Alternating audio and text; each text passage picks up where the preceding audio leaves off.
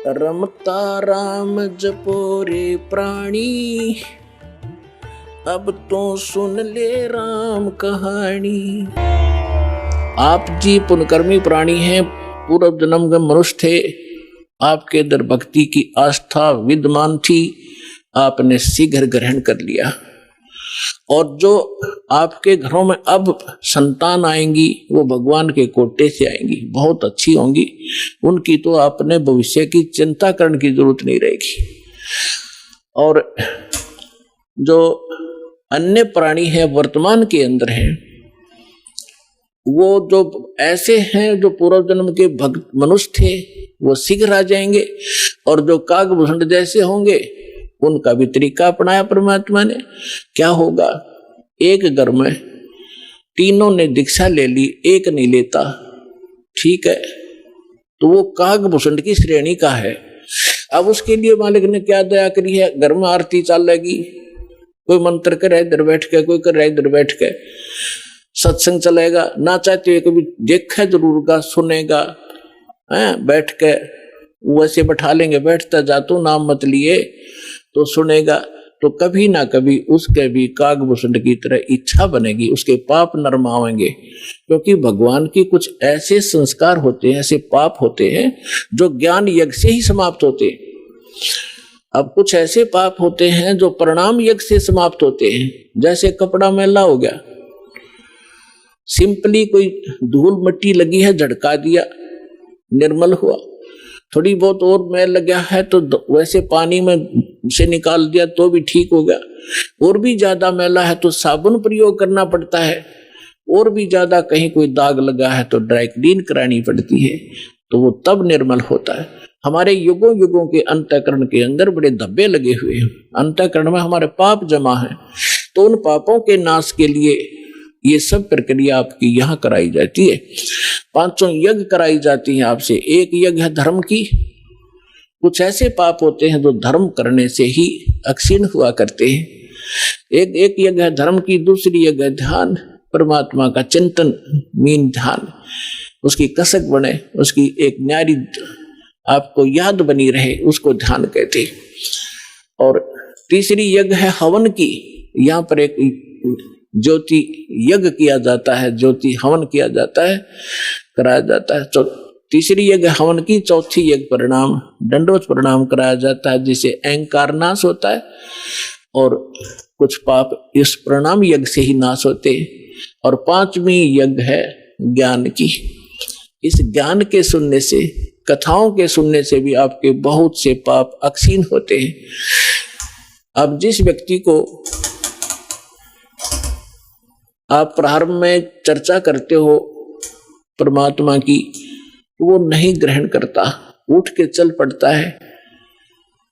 कबीर साहब कहते हैं, कबीर पिछले पाप से हरि चर्चा ना सुहावे, और कै ऊंग कै उठ चले ना और बात चलावे।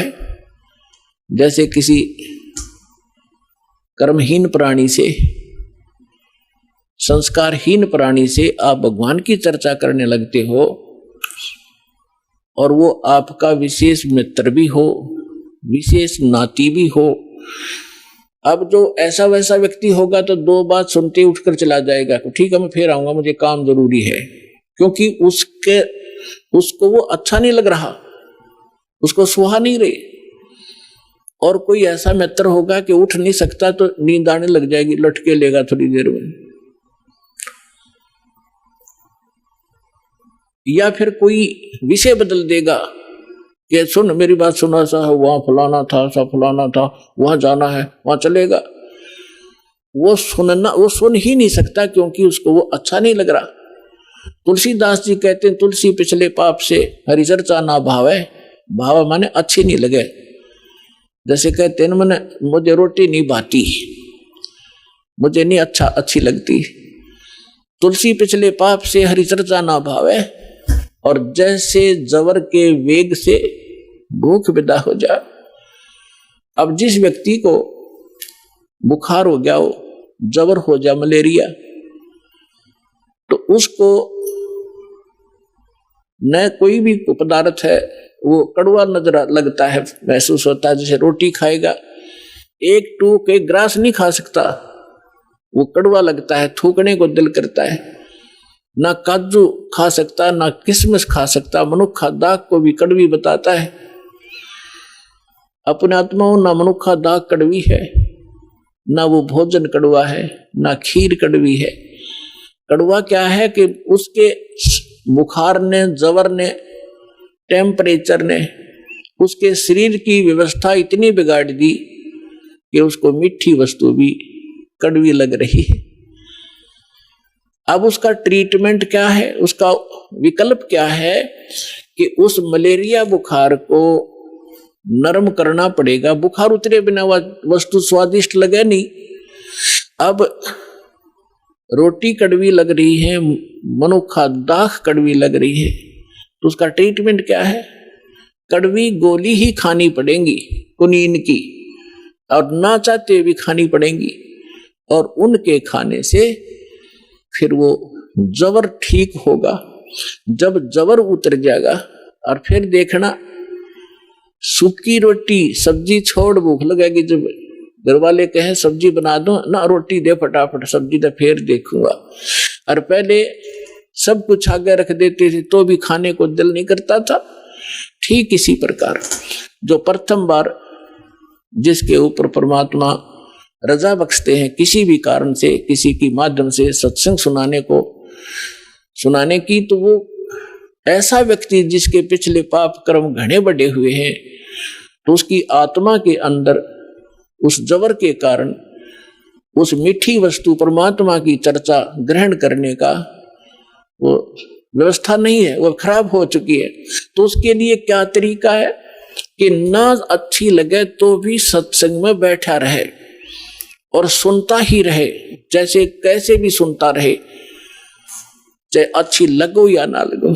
तो उस परमात्मा के वचन में, परमात्मा की वाणी में इतनी शक्ति है कि वो ना सुने, चाहे वहां वैसे बैठा रहे, और चाहे वो सो भी जा, जहां आरती चल रही हो, बाल जैसे कोई लेट गया, नींद आ गई, चलो लेट जा, सत्संग चल रहा है तो बैठ गया, बैठा रहे, चाहे कुछ भी सोचता रहे, ना सुने, चाहे दूसरे कमरे में बैठ जाए लेकिन कानों में ये सुनती हो, तो वहां भी असर करेगी ये वाणी। उसके शरीर के पाप को, अंतःकरण के वो पाप कट जाएंगे जो ज्ञान यज्ञ से कटने होते हैं।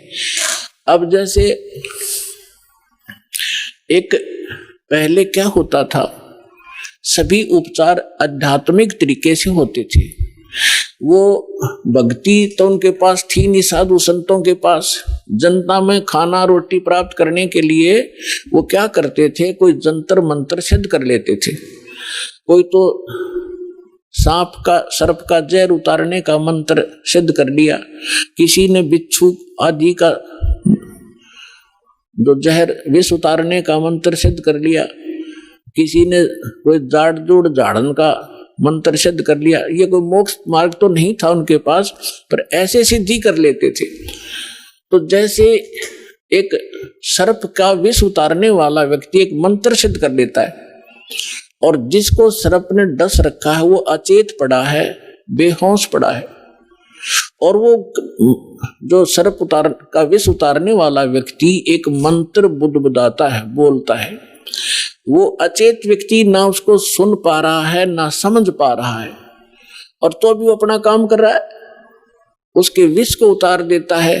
वो व्यक्ति सचेत हो जाता है, उसका जीवन दान हो जाता है। ठीक इसी प्रकार परमेश्वर की जो अमर वाणी है कबीर साहब और गरीबदास जी की, और उन महापुरुषों की जिनको भगवान मिले हैं, उनकी वाणी सब सिद्ध होती है, उसको सिद्धि करने की आवश्यकता नहीं होती। और उस वाणी का उच्चारण जहां भी हो रहा हो, वहां चींटी पर भी, पशु पक्षियों पर भी, पेड़ पौधों पर भी उनका असर हो रहा है। वो दूसरी बात है कि उनके वो धीरे धीरे असर होगा, पेड़ पौधों पर बहुत देर में होगा, पशु पक्षियों पर उनसे शीघ्र होगा, और मनुष्य पर पशु पक्षियों से भी शीघ्र होगा उसका। और उसके बाद फिर वो जो व्यक्ति टर्न वाइज मनुष्य जीवन प्राप्त है, उनको भी परमात्मा इस विधि से अब अपने चरणों में लेंगे। आप सुन रहे थे जगत गुरु तत्वदर्शी संत रामपाल जी महाराज जी के मंगल प्रवचन। अधिक जानकारी के लिए विजिट कीजिए हमारी वेबसाइट www.jagatgururampalji.org। संत रामपाल जी महाराज जी के शुभ आशीर्वाद से पूरे विश्व भर में 500 से भी ज्यादा नाम दीक्षा केंद्र हैं, जिन पर संत रामपाल जी महाराज जी द्वारा ऑनलाइन निशुल्क नाम दीक्षा दी जा रही है। अपने नजदीकी नाम दीक्षा केंद्र का पता करने के लिए संपर्क करें 8222880541।